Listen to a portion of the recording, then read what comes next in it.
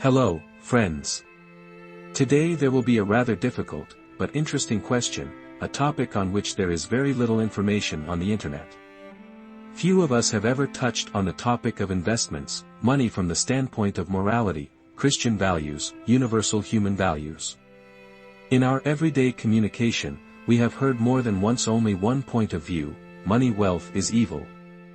The love of money does not lead to good. This means that nothing good can be expected from investments, from earning money. From the point of view of religious outlook, are all of us, people involved in investments, bad or good? Let's figure it out together. I remember an old story that happened to me a long time ago, about 15 or 20 years ago. When visiting the Kiev-Pechersk Lavra, we, in the company of several friends, just casually noticed that there were a lot of expensive cars parked near the monasteries, Lexus, high-class Mercedes, which the monks who served this church drove. That is, in essence, we observed a very immodest, rich lifestyle of the clergy. And one of our acquaintances somehow dared and spoke with one of these monks, an Orthodox priest. And in conversation, he casually touched on this topic. The topic of avarice, wealth, finances.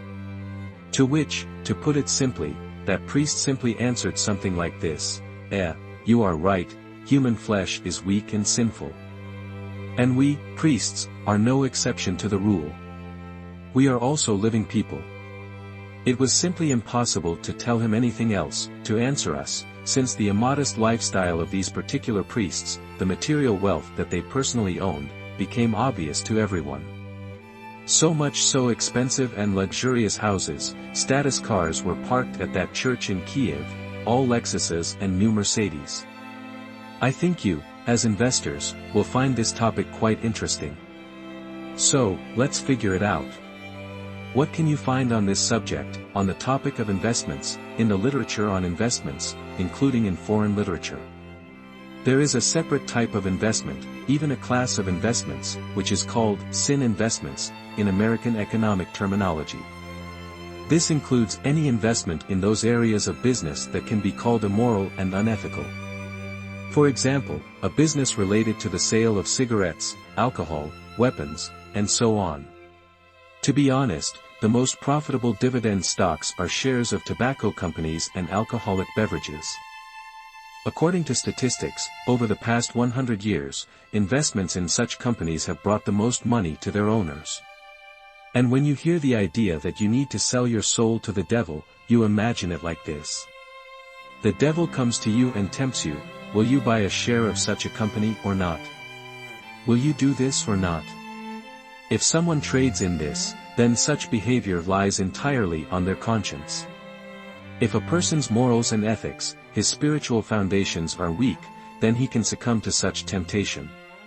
Succumb to the temptation to get an extra few % of income. Why not try? Unfortunately, there are some organizations, including religious ones, that are quite officially engaged in the sale of alcohol, tobacco. Moreover, sometimes without paying taxes. It is as if they sell their soul to the devil, their conscience. When a person begins to negotiate with his conscience, it always ends badly for him.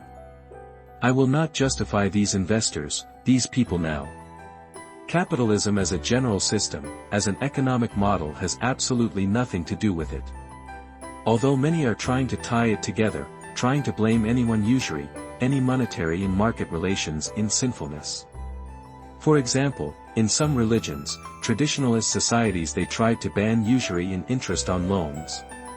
But then the leaders of these confessions and traditionalist societies themselves were the first to abandon this idea, since without banks, without some intermediaries, it is simply impossible to imagine modern commodity money relations. Without the concept of credit, the economy did not want to work effectively. Here there is a choice at the level of universal and spiritual values of each person, each investor individually. If you have this spiritual core, then you will never invest in something immoral, You will ask, where is this fine line? The answer is this: the moral line is built individually for each person. That is, you draw this line yourself, it is drawn by the society in which you live.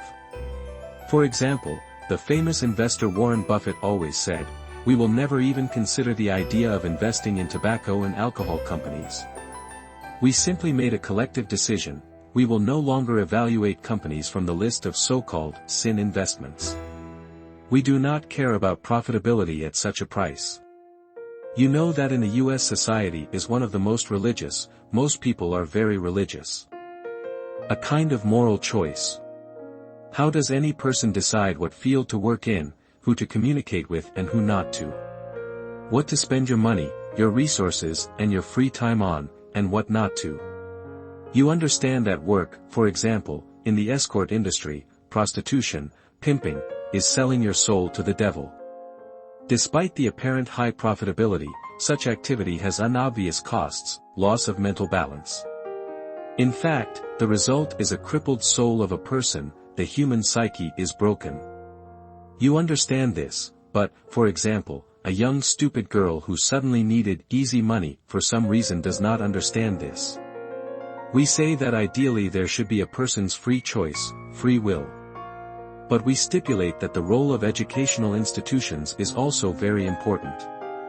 The upbringing of children by their parents in the family, educators in kindergarten and school, religious institutions, all this forms moral foundations in a person, forms a worldview, mental and spiritual moral attitudes, which will then help him make the only right decisions in the conditions of the society in which this person plans to live.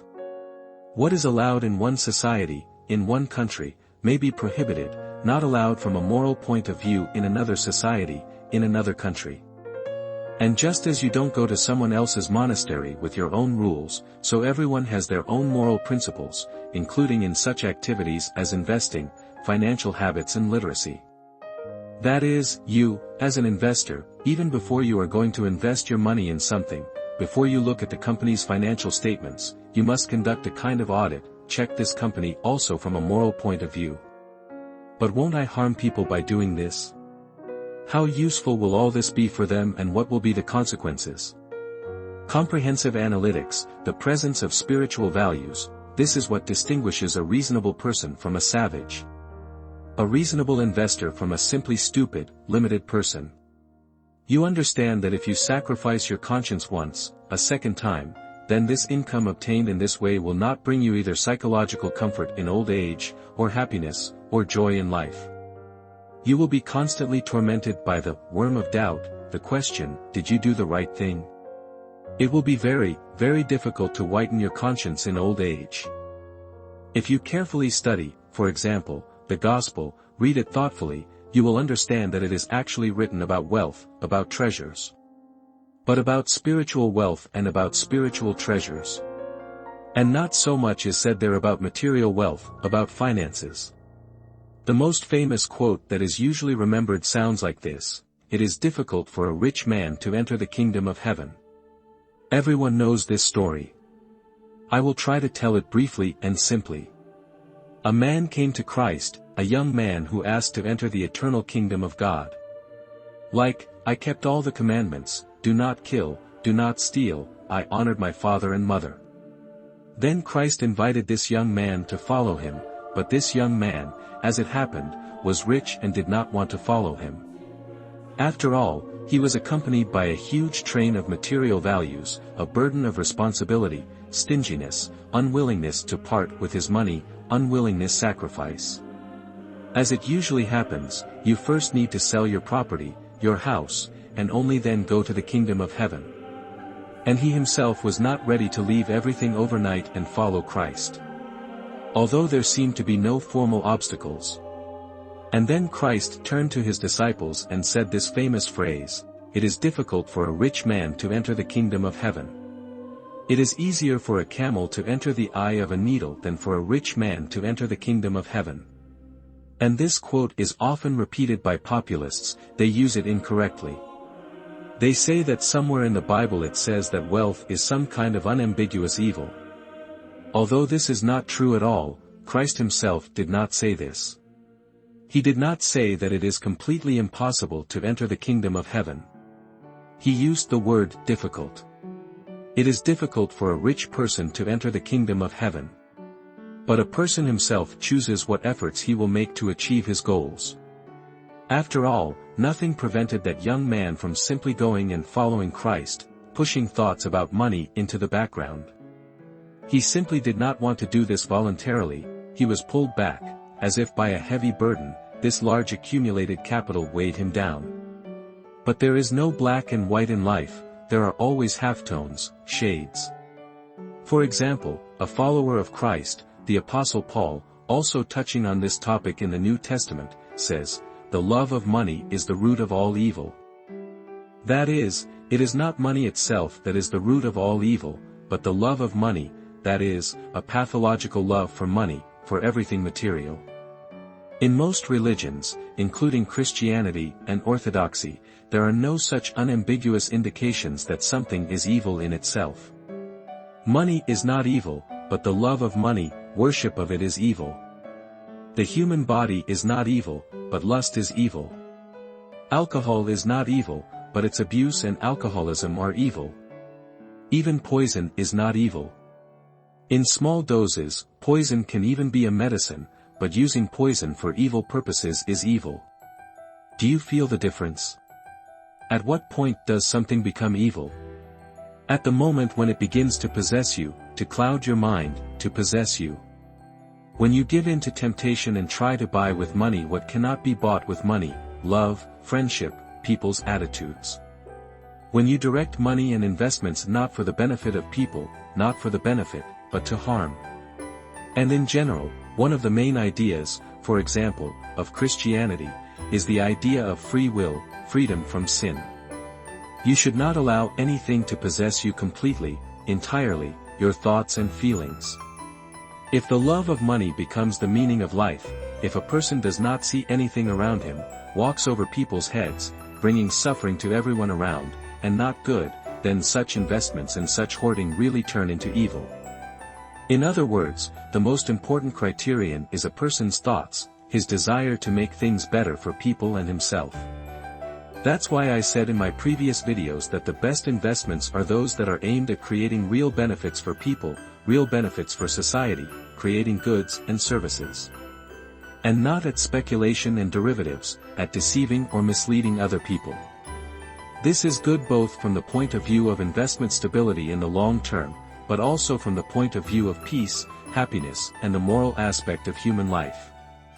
Dirty money, money on blood, on human misfortune will not make you happy in the long term. I repeat, capital is formed only through its main work by creating benefits for people, and not on the stock exchange and not with the help of virtual speculative instruments. The stock exchange and all investment instruments are simply created for preservation, for transferring capital to the future. To play off inflation, but nothing more. And again, for some purpose, for some good long-term tasks and useful deeds. I hope you have grasped the difference between the concepts of avarice and a responsible attitude to your finances or the concept of thrift. There is nothing bad or shameful in thrift. A thrifty and honest person, a thrifty person who has succeeded in investments, is pleasing to God. There is nothing bad or immoral about money and wealth itself. On the contrary, it is another opportunity to benefit people, to pay more taxes, thereby helping the society you live in. Rich people, as I have already mentioned in other old videos on this channel, are on average even more humane and kind to the people around them. They are more merciful, since their basic needs are already closed and the focus of attention is transferred to humanity, to higher spiritual needs. Any person, both rich and poor, must realize that he is mortal, that conscience and honor should be protected and preserved from a young age. So that later, as they say, it would not be excruciatingly painful and ashamed in front of yourself. These are my thoughts, friends, such an unusual topic for finance and investment video. I hope there will be a reason to reflect. Thank you for your attention and see you soon.